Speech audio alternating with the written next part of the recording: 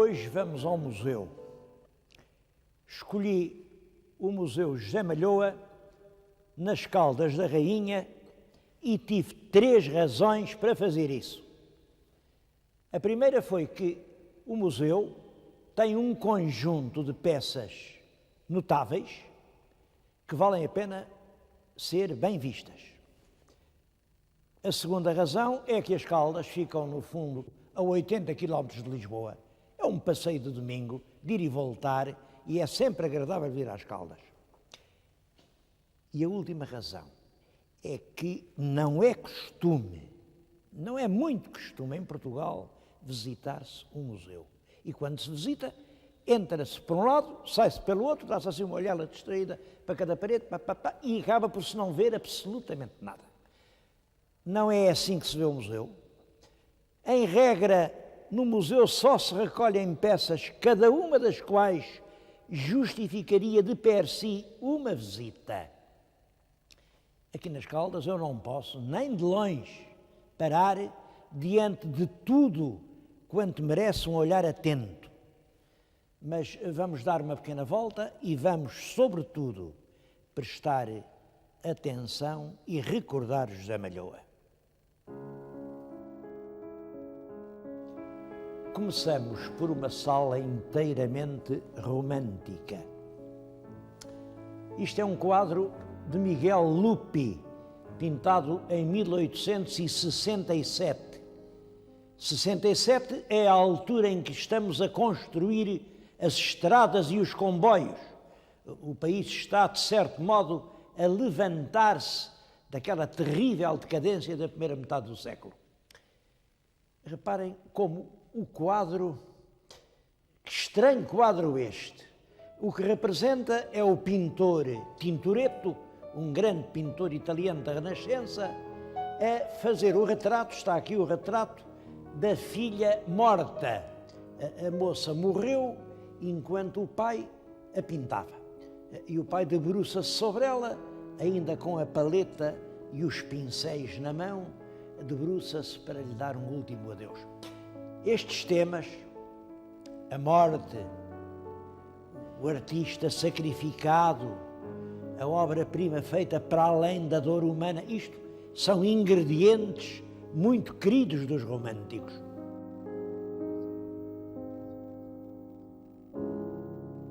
Já que fala do comboio, queria mostrar-lhes uma escultura do Fontes Pereira de Melo.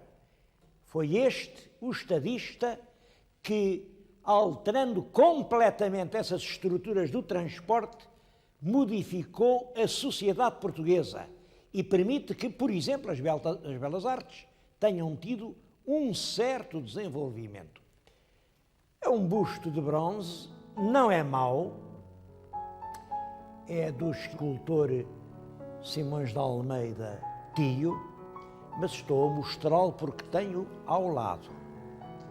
Este sim, a obra de um extraordinário escultor, porventura o maior que até hoje houve em Portugal, Soares dos Reis. Reparem na força desta cabeça, isto é um amigo dele, não é uma pessoa que tenha entrado na história, mas na força desta cabeça. Lá fora está uma outra peça do Soares dos Reis, que é a famosa estátua do Conde de Ferreira. Havemos de passar por lá. Outra peça de Soares dos Reis é esta lindíssima Flor Agreste.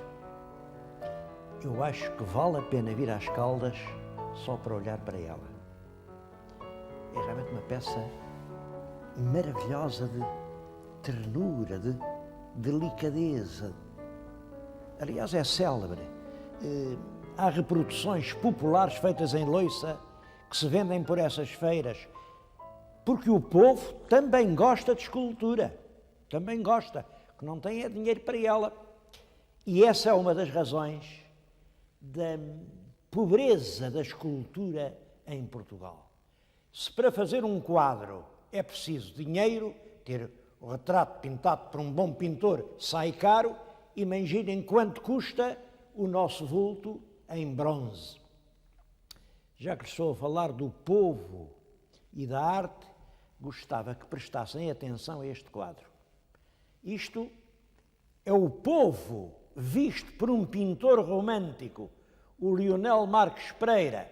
Reparem-me neste povinho, têm todos os sapatos muito brilhantes, os trajes impecáveis, não falta um botão nestes calções.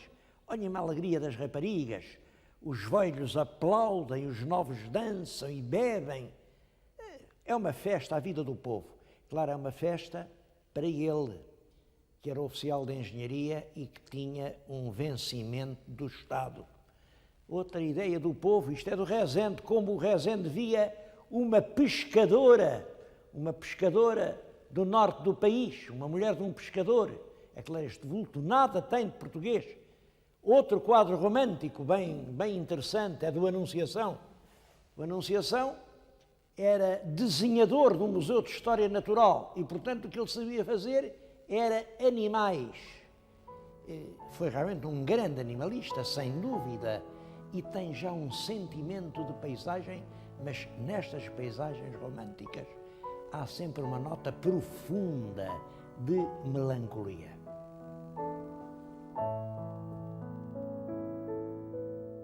Uma outra maneira de ver o povo é esta. É uma escultura de Moreira Rato. Moreira Rato é um vulto de segundo plano. Tem o título, o tema é Sem Casa e Sem Pão. Mas podia ser a Pátria. Isto é de 1919, um ano que me diz muito a mim, 1919, e representa a mãe precocemente envelhecida, com duas filhas que se abraçam a ela, porque é o único apoio que têm, e ela serenamente aguarda um futuro. Esta peça estava num jardim público, estava em Lisboa, no jardim do Museu de Arte Contemporânea, mas é claro, este tipo de escultura extremamente trabalhado, com todos os pormenores do vestuário, com este tipo acabado, passou de moda. É uma escultura que não está na moda. Em todo caso, diz-nos bem como os nossos escultores sentiam o seu tempo em 1919.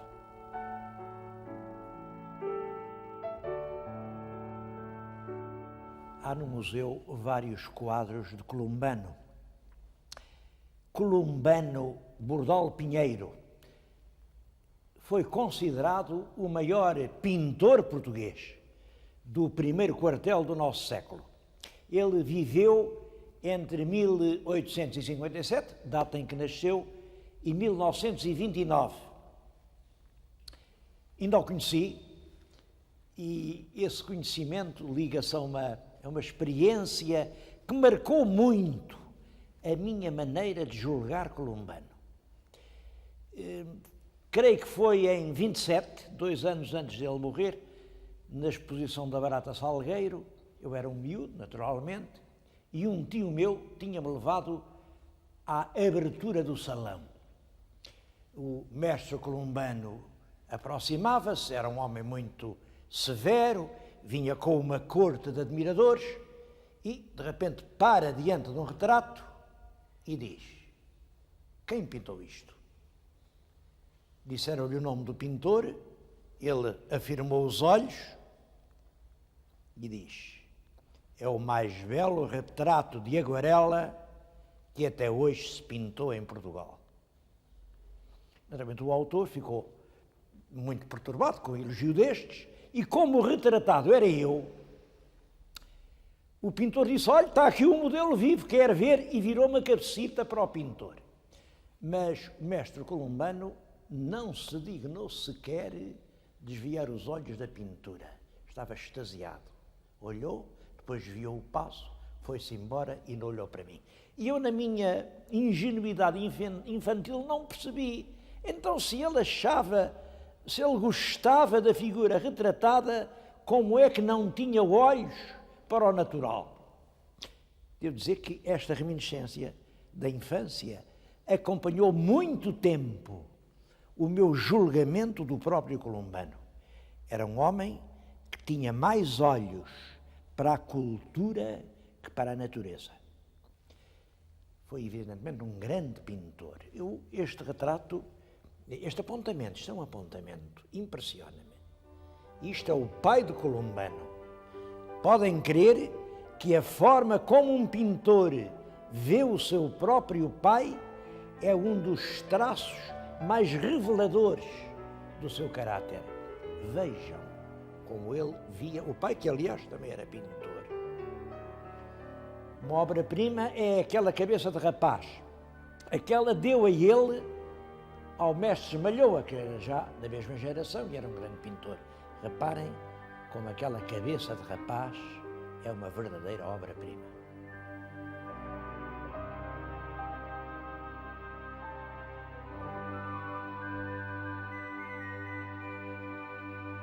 Mas o grande pintor do Museu José Malhoa é evidentemente José Malhoa. Malhoa é também um homem que marca a segunda metade do século passado e as primeiras décadas do nosso. Também ainda vi José Malhoa. E esse tem inícios difíceis. Ele era aqui das Caldas, era de uma família muito humilde. O pai dele trabalhava numa abegoaria. Abegoaria quer dizer, era uma oficina de carros. Tiravam as rodas, metiam os eixos, faziam... Era um homem desse género. Mas tinha um filho em Lisboa, o Joaquim. E o Joaquim, quando este mais pequenino, o José, fez 8 anos, levou-o para lá. Levou-o para lá e pô-lo numa oficina, na oficina do Leandro, a aprender em entalhador. Entalhador era uma coisa que estava na moda, para os móveis, para as molduras, a entalhar. E o entalhador viu imediatamente que o rapaz podia ir longe. Tinha umas mãos para pintar e convenceu. Ó menino, tu vai é para as Belas Artes. Malhoa faz todo o curso das Belas Artes, conclui com notas altas e aí concorre para uma bolsa em Paris. Nessa altura, quem não estudasse em Paris não era nada. Ele concorre, mas foi preterido. Bom, esperou pelo ano seguinte, voltou a concorrer, voltou a ser preterido. Havia sempre gente mais... Bom, em suma, ele acabou por desanimar e pensou, não vale a pena, olha... E então empregou-se na loja do irmão e esteve 3 anos a vender chapéus de senhora. A vender e se calhar a fazê-los, não sei. Em todo caso, o que o coração lhe pedia era pintar.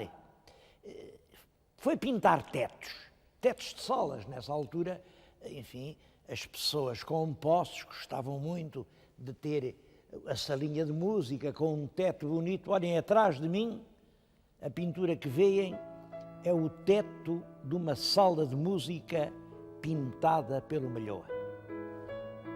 Naturalmente, quem pinta assim, rapidamente teve prémios. Ele mandou para o Salão de Madrid um quadro que teve imensos elogios e aqui disseram, bom, quem é bom em Madrid não pode deixar de ser bom em Lisboa.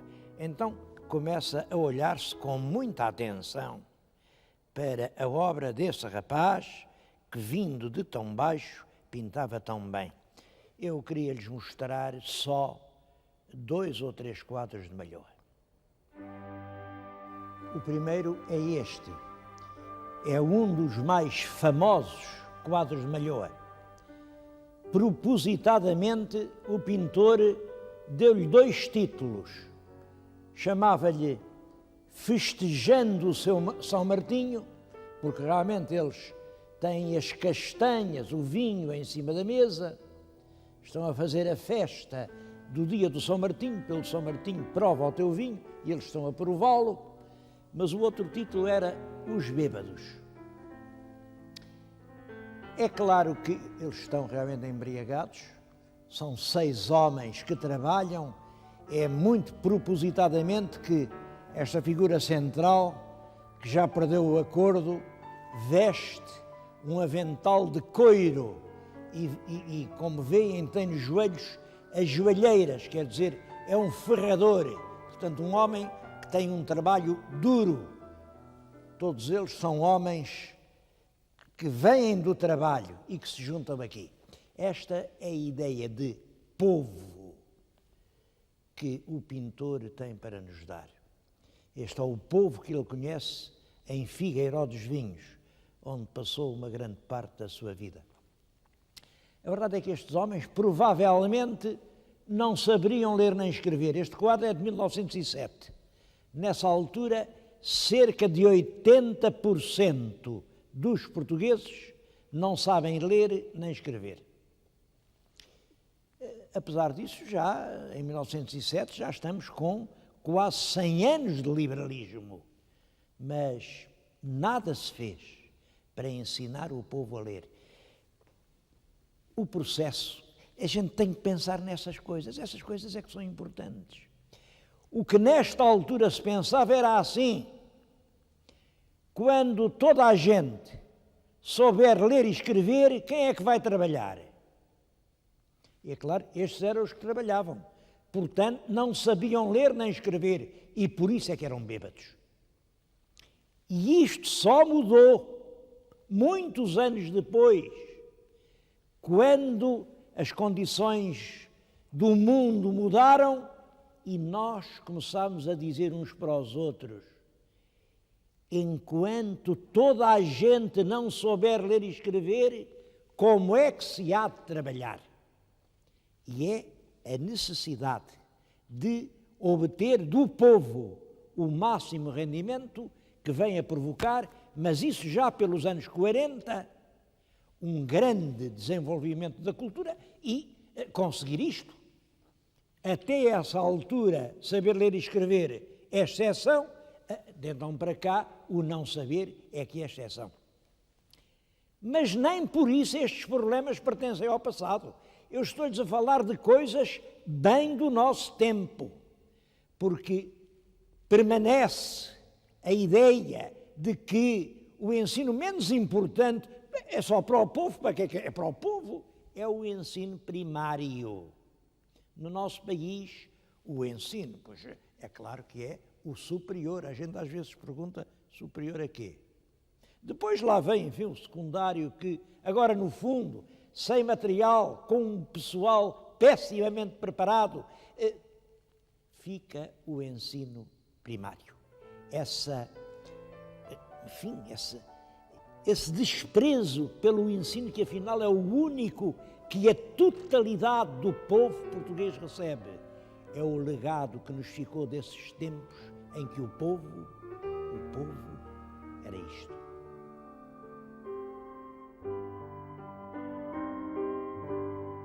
Um outro quadro que eu queria que vissem é este.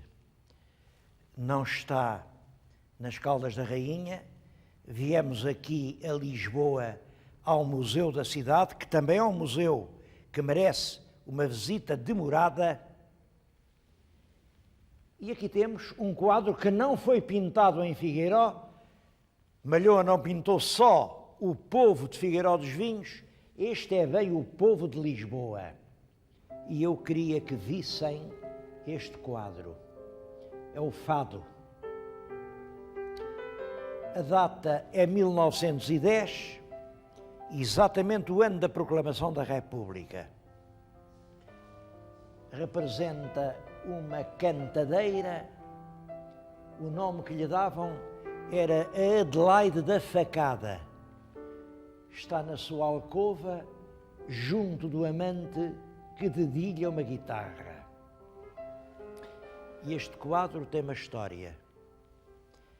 1910 é, portanto, 3 anos depois dos bêbados, quando Malhoa quis pintá-lo logo a seguir, mas ele queria que a rapariga pousasse numa forma mais descomposta. O que ele queria concretamente é que ela deixasse cair aquela alça do ombro, para se apresentar de uma forma, enfim, mais atraente. E andou 2 anos a discutir isso com a Adelaide da Facada e ela ofereceu-lhe tudo. Ela não aceitou. Cada um tem a sua dignidade, é o que isso quer dizer. Pintou-a assim, com as alças subidas. Na parede há imagens devotas, creio que veem ao fundo um pequeno crucifixo e uma imagem de um Cristo que carrega a sua cruz. Todos temos uma cruz para carregar.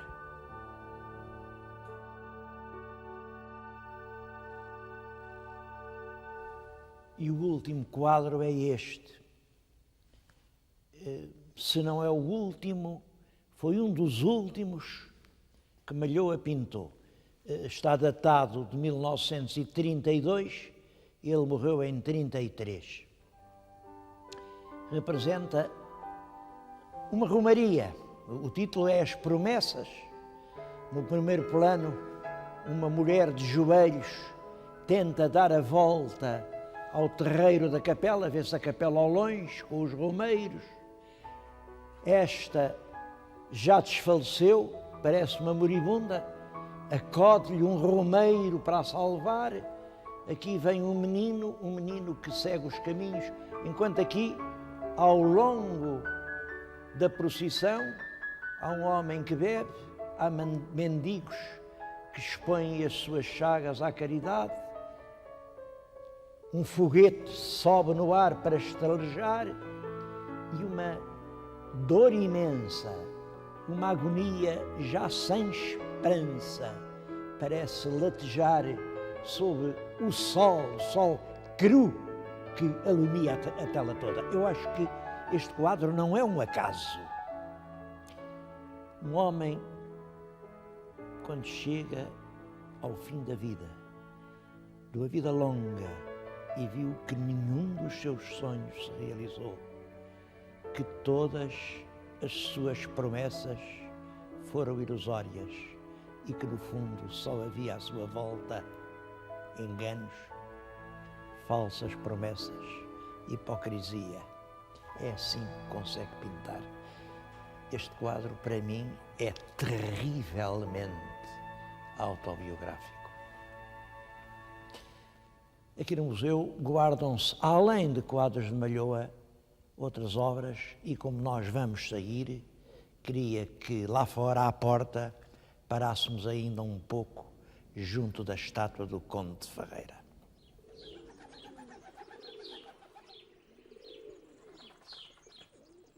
O Conde de Ferreira foi um imigrante que com negócios coloniais conseguiu reunir uma fortuna e depois legou-a inteiramente para fins humanitários e, numa grande parte, para construir escolas. Foram as primeiras escolas construídas propositadamente em Portugal. Conde de Ferreira, velho imigrante, sabia que as escolas são o único caminho eficaz de liberdade.